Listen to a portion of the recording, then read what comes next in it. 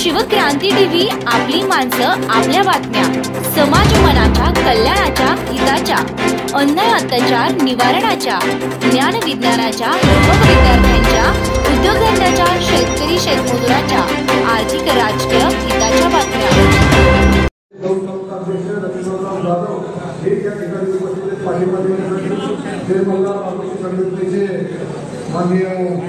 सर्व त्यांचे कार्यकर्ते या ठिकाणी उपस्थित आहेत। त्याचबरोबर झोपडपट्टी संघटनेचे दादा साहेब हे या ठिकाणी उपस्थित आहेत। या सर्वांचं मी मनपूर्वक स्वागत या ठिकाणी करतो आणि उपस्थितीबद्दल धन्यवाद या ठिकाणी व्यक्त करतो।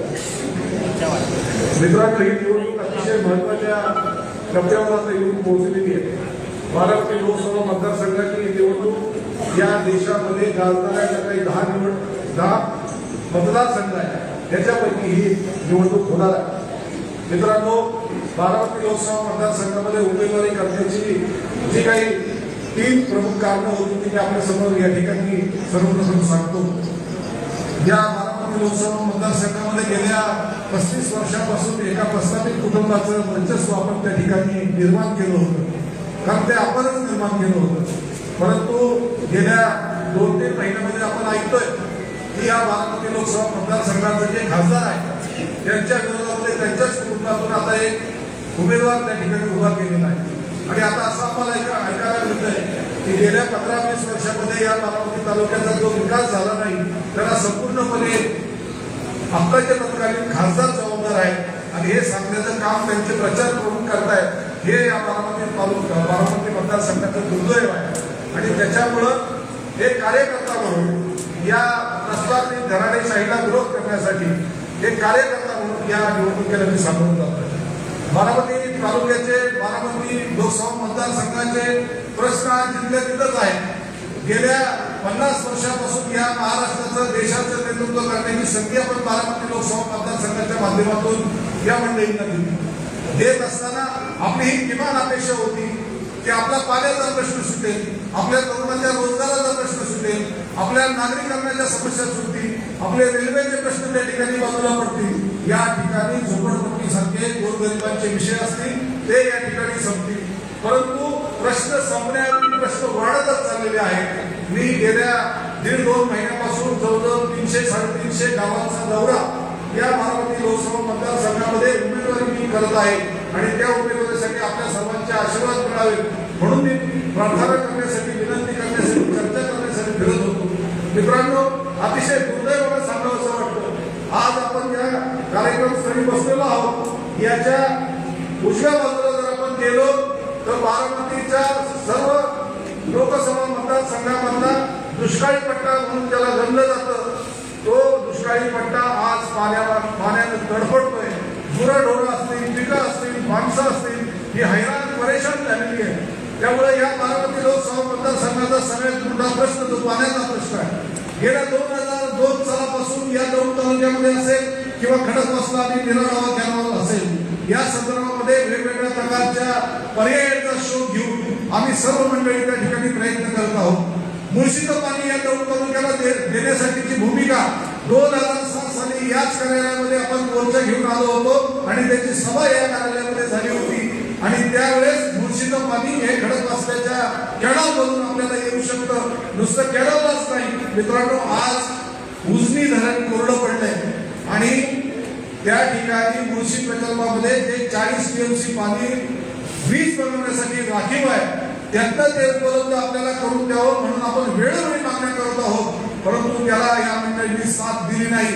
मित्रांनो, गेल्या 15 वर्षापासून आपण ऐकतोय मुळशीचं पाणी आज येईल, मुळशीचं पाणी उद्या येईल, परंतु मुळशीचं पाणी काही आलं नाही आणि आपल्याला ही मंडळी रोज काहीतरी नवं पाणी पाजत राहिली। या मंडळींना धडा शिकवण्याची ही निवडणूक आहे।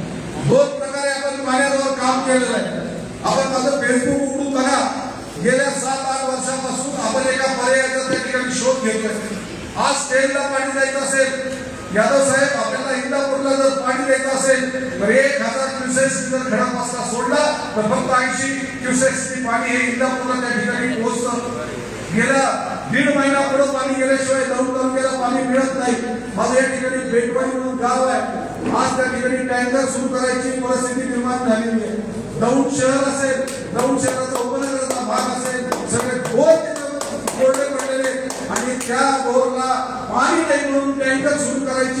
परिस्थिती या दौंड तालुक्यामध्ये निर्माण झाली.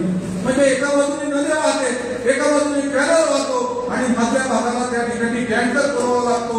हे जर नियोजन गेल्या 15-20 वर्षामध्ये नीट निश्चयपणाने केलं असतं तर ही वेळ माझ्या शेतकऱ्यावर आणि गोरगरीब जनतेवर त्या ठिकाणी आली नसती. परंतु हे झालं नाही. हे न करण्याचं कारण काय आहे याचा शोध घेतला. त्यावेळेस बारामती तालुक्यातल्या 46 गावांना भेट दिली. त्यावेळेस लोक सांगत होते की आम्हाला गेली 15 वर्ष नुसता आश्वासनाचा पाऊस पडतोय. गेल्या वर्षभरामध्ये जलजीवनच्या माध्यमातून अण्णा 4,500 कोटी रुपये नुसत्या पाण्याच्या टाक्या आणि कोरडे पाईप त्या ठिकाणी पसरवण्यामध्ये या शासनाने घालवले. टाक्या उभारल्या, पाईपलाईन लावली. आपण पाणी येणार कुठून? त्या पाण्याची कुठलीही सोय न करण्याचा पाप या सरकारनं आणि प्रस्थापितांनी केलं. त्यांना विरोध करण्याची ही निवडणूक आहे आणि म्हणून ही निवडणूक आपण त्या ठिकाणी लढतो. या बारामती लोकसभा मतदारसंघामध्ये दुसरा प्रश्न हा रेल्वेचा आहे.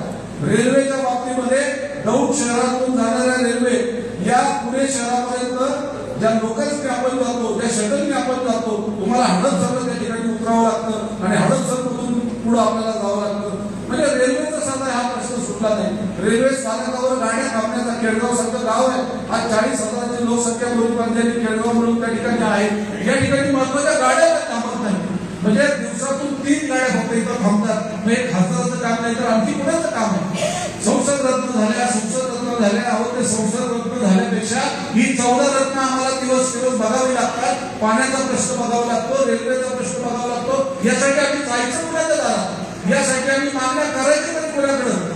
आज काल तुमचं फाटलं नंद बहुतेचं भांडण चव्हाट्यावर आलं आणि म्हणून तुम्ही आज मांडायला लागलेले की 15 वर्षामध्ये आमच्या पसंतीचा खासदार नव्हता, आता माझ्या पसंतीचा खासदार द्या आणि मग मी प्रश्न सोडवतो. ही कुठली भूमिका आहे? ही कुठली लोकशाहीची व्याख्या आहे? ही न समजण्यात आम्ही दूध घोळे नाही आहोत. कारण तुम्हाला फक्त सत्ता ही घरामध्ये ठेवायची, सत्ता ही फक्त स्वतःसाठी वापरायची. तुमच्या घरामध्ये 2 खासदार, 2 आमदार आणि आता 3ऱ्या खासदाराची भर तुम्ही त्याच्यामध्ये घालताय. कशासाठी? का विकेंद्रीकरण होत नाही? 60, 70, 65% समाज हा त्या ठिकाणी सत्तेपासून वंचित आहे, विकासापासून वंचित आहे.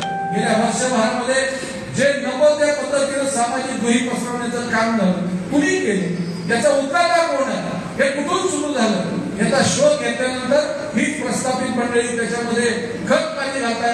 हे चित्र या महाराष्ट्रामध्ये निर्माण झालं आणि त्याला विरोध करण्यासाठी उद्याची निवडणूक आहे आणि त्याच्यासाठी मी माझी उमेदवारी सन्माननीय अण्णांना सांगितलं की मला अगदी इच्छुक आहे आणि मला याच्यामध्ये उमेदवारी द्या.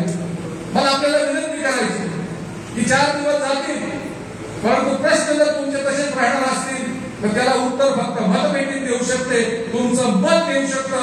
डॉक्टर बाबासाहेब आंबेडकरांनी दिलेला अधिकार आहे तुम्हाला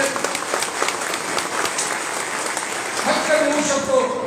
कारण संविधानाने जी चौकट आपल्याला दिलेली आहे, संविधानाने जे अधिकार दिलेले ते राबवण्याची ही वेळ आहे. मी आता फार वेळ घेणार नाही. या ठिकाणी अण्णा आणि टी.पी. मुंडे साहेब बोलणार आहेत. आपल्या सर्वांना विनंती करतो की उद्याच्या लोकसभेमध्ये तुम्ही जर मला पाठवलं तर निश्चित तुम्हाला सांगतो आणि विश्वासाने सांगतो की तुमच्या 3 प्रश्नांवर मी त्या ठिकाणी काम करेन आणि त्याची शपथ मी या ठिकाणी घेतो.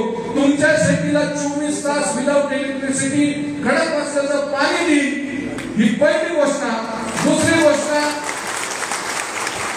तुम्ही जे शेतमाल पिकवणार आहात, शेतमाल लावण्यापूर्वीच तुम्हाला अंदाज येईल की माझ्या पिकाला तिथं किती भाव मिळेल. याच्यासाठीचा नियोजनाचा ढाचा मी त्या ठिकाणी तयार करून संसदेमध्ये मांडली.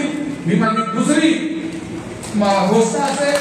आणि त्यानंतर 3रा भाग, आपला बारामती लोकसभा मतदारसंघ हा उपनगराचा भाग म्हणून डेव्हलप होतोय. या ठिकाणी नागरिकांच्या सोयी चांगल्या पद्धतीने कशा निर्माण होईल याच्याकडे मी लक्ष देईन. या 3 मागण्यासाठी मी आपल्यासाठी काम करत राहीन. ही भूमिका या ठिकाणी व्यक्त करतो आणि थांबतो. जय हिंद, जय महाराष्ट्र, जय ओबीसी, जय भीम, जय हिंद, जय महाराष्ट्र. धन्यवाद अण्णा. हम तुम्हारे साथ हैं.